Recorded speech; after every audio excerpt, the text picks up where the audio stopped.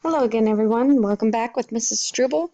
Today, what we're going to be discussing is how to solve inequalities. So, if you haven't done so already, please get out your notes and let's go ahead and start talking about these, taking some notes here. All right. So, solving inequalities. We're going to start with the basic one-step inequalities, which means that there's just one thing that's happening to the variable. Now, good news here is that solving inequalities are very, very similar to solving equations. As soon as you've got equations mastered, inequalities should come rather quickly. Okay, let's, okay, so what about solving inequalities do we need to know? Whoops, there you go. When we are solving inequalities, similar to solving equations, we use inverse operations.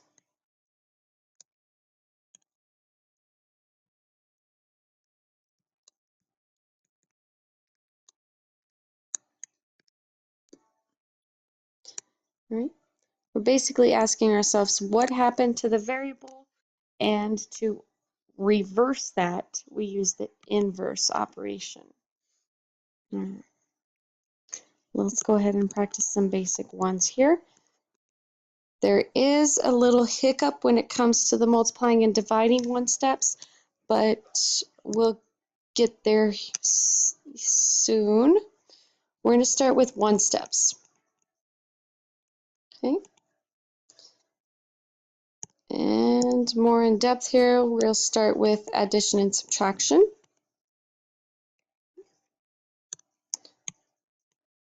Get a little carried away there. Okay.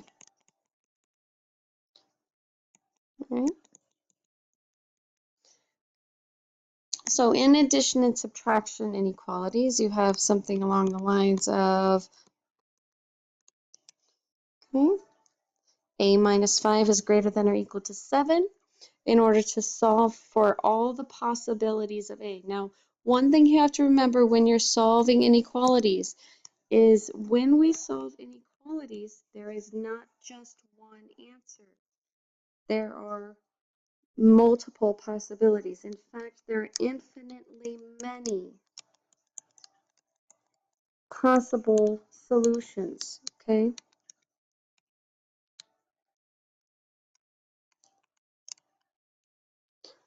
When we are dealing with inequalities,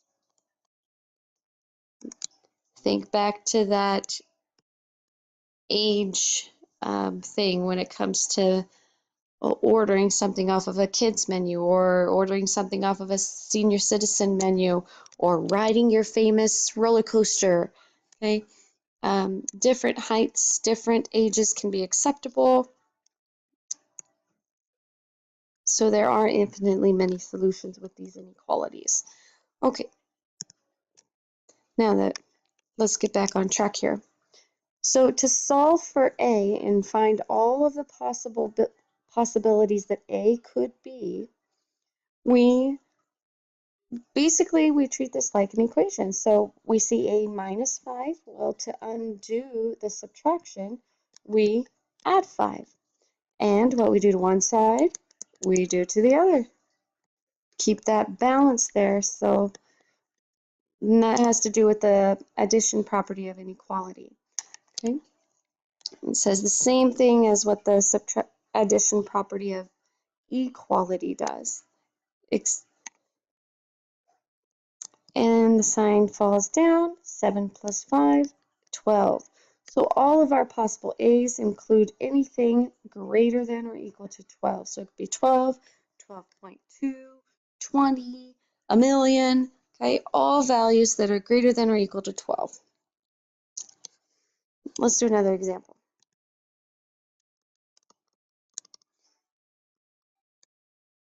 What if we had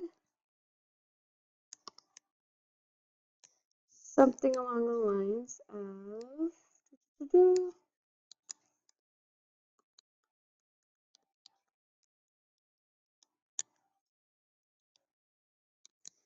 There. Okay. Now, negative 6 plus b is less than negative 5. Solving for all possible b's, we have to do the inverse operation. So what happened to b? They took b and they added a negative 6. So instead of adding a negative 6, we need to subtract that negative 6. So subtracting a negative 6, well, subtracting a negative is the same thing as adding. So essentially what we're going to do here is we're going to add 6 to both sides. These 6's end up being equal to 0, so 0 plus b is b, and b would be less than negative 5 plus 1, 1. Okay? So far, so good. Let's do one more example like this.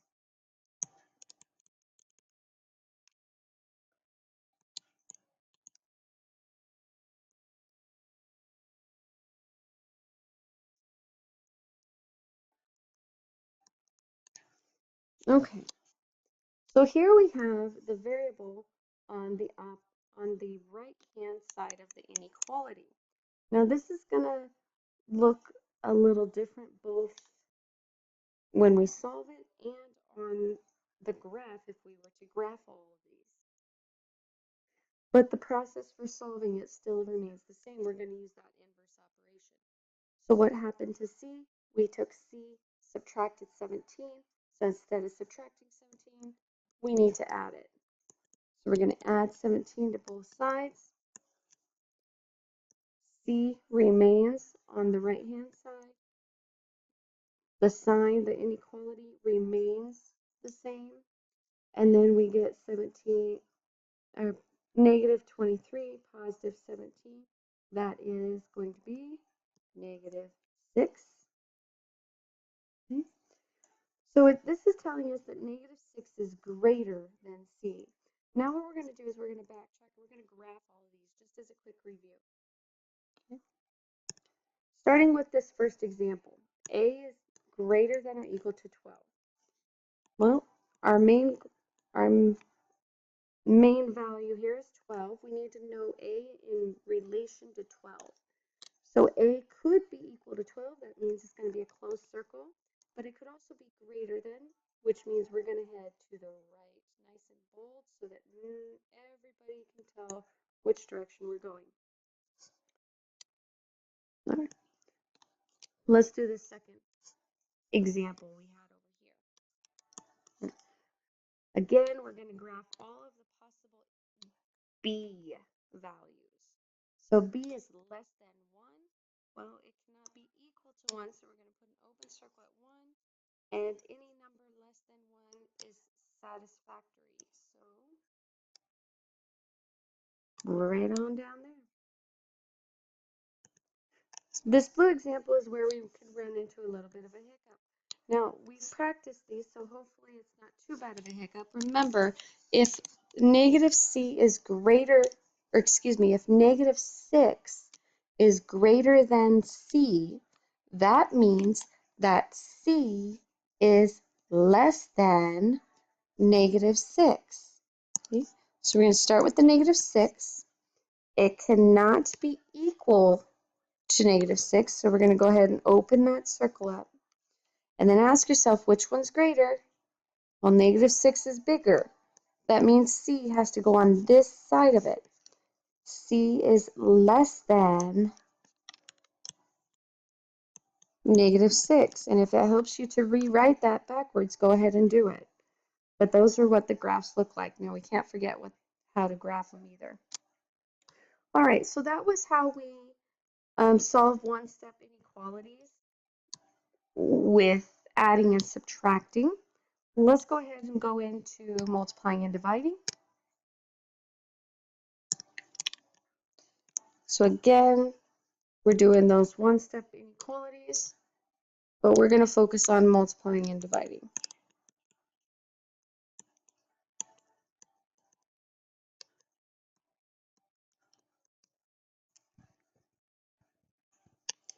All right.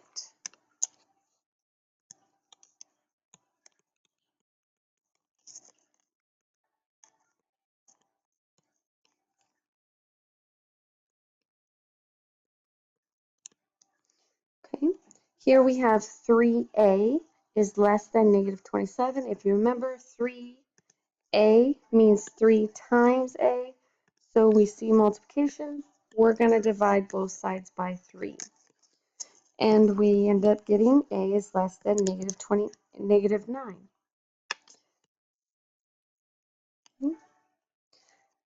Now let's go ahead and graph this just to get the good practice in. A is less than negative 9, so starting at negative 9 here, a cannot equal negative 9, so that's an open circle. A can be anything lower than 9 or less than 9, so we're headed to the left. Let's do another example.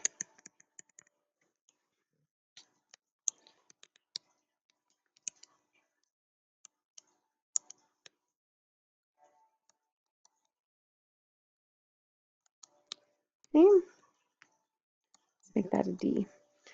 Negative 54 is greater than or equal to D over 9.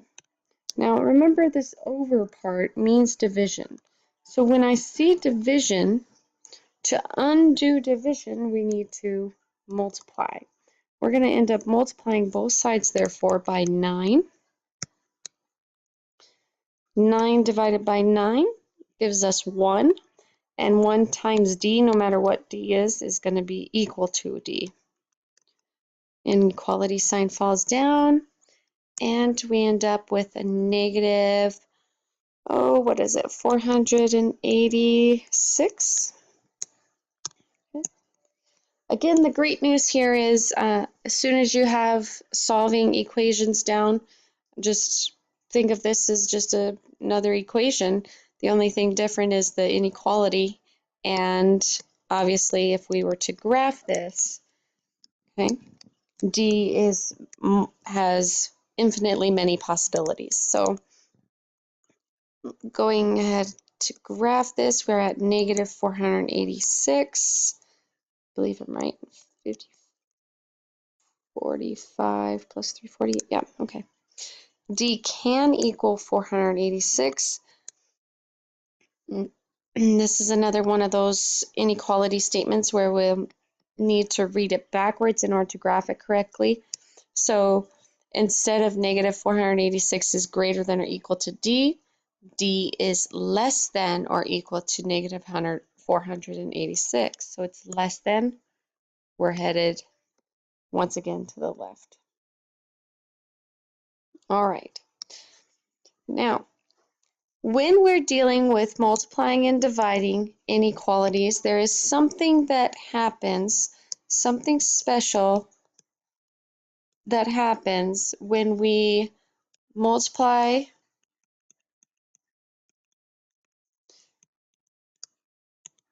or divide by a negative.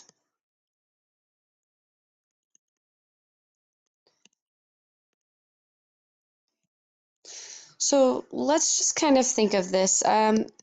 X is less than 3 first. Okay?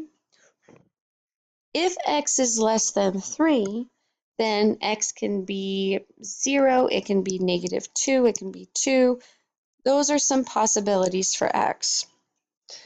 Now I'm going to take this and I'm going to multiply both of these sides by a negative 1, just to kind of show you what's going on here.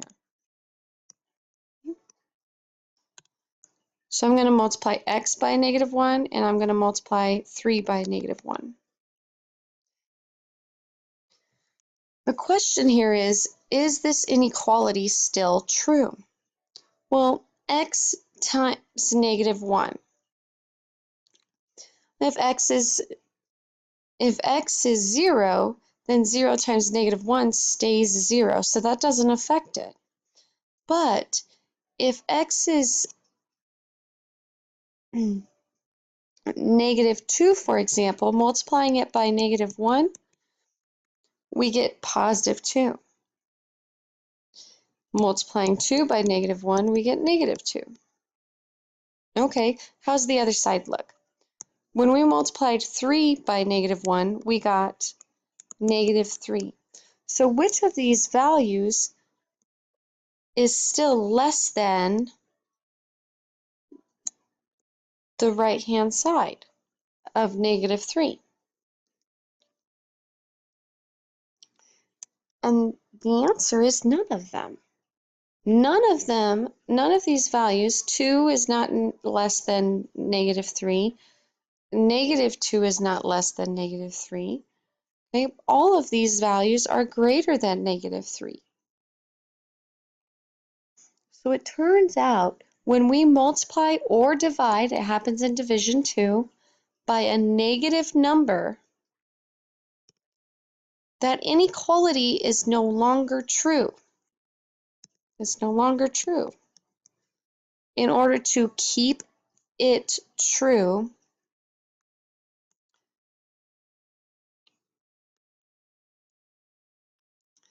we must flip the inequality.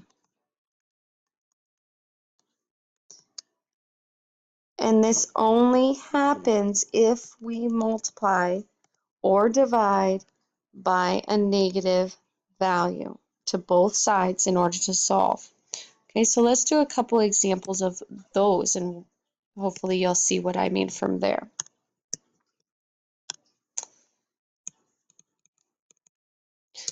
For example, if we have, let's do some fractions in here. We haven't done any fractions here. Negative 2/3 f, okay, is less than or equal to, I don't know, let's do 10, okay? Right? If this statement is true, we want it to remain true. So to solve for this, because we see negative 2/3 times f, we need to divide both sides by negative 2/3. So we're going to divide by negative 2/3 here, and we're going to divide by negative 2/3 over on the right-hand side as well.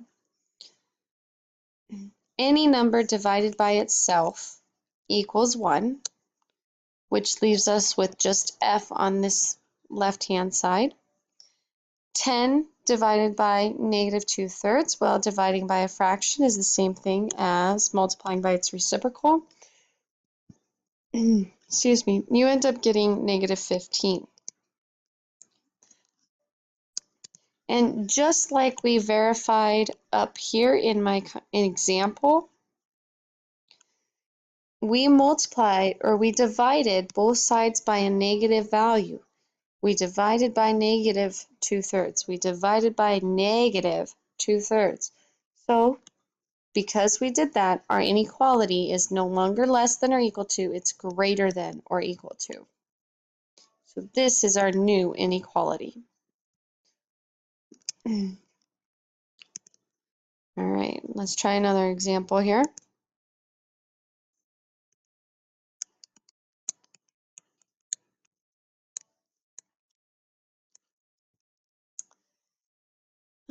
Let's see if we have,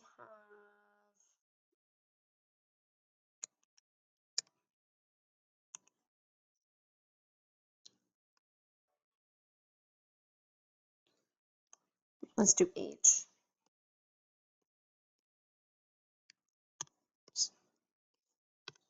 And we're going to do negative h over 3. Okay, so what happened here is, here's our variable h. We have to ask ourselves what happened to the variable. And it looks like we got divided by 3 and then a negative here. And what that really means is they just divided by a negative 3. Okay, that negative just gets pulled out, but it's still there. So if we're dividing by a negative 3, and to undo that, we need to multiply by a negative 3. What we do to one side, we're going to do that same thing to the other. Notice how what I write should be exactly the same to both sides here. Because what I do to one side, I'm going to do that to the other. I have negative 3 in the denominator, negative 3 in the numerator. Those cancel out to 1. We're left with h. All right, now we're left with this guy on the left. So we have negative 108 times negative 3. Negative times a negative gives us a positive. So we're just left with 324. And remember, don't be scared of those big, crazy numbers. This is just an equation. Let's take care of that inequality sign, though. What did we do to both sides? You need to ask yourself that. We multiplied by a negative. We multiplied by a negative. I said multiplying and I said negative in the same sentence. When I'm dealing with inequalities, that means we have to flip. Okay? So it once was greater than, now it's less than. Now I want you to see something when you flip the inequalities. Over here in our first example, we had less than or equal to, and it changed to greater than or equal to. The equal to stays there, okay? It's the entire symbol that literally gets selected, okay, and flipped. Is that entire symbol. Oops, that didn't really work. Let's try that again. I've done it before. Well, I'm going to move this guy out of the way. Okay, and flipped. Okay, so it's still equal to. The equal sign just gets moved down. And then we have the less than sign. Becomes the greater than sign. Okay? So once again, that inequality, it doesn't, the equal sign, if it could be equal to, it stays possibly equal to. It just flips from less than to greater than to less, greater than to less than. All right.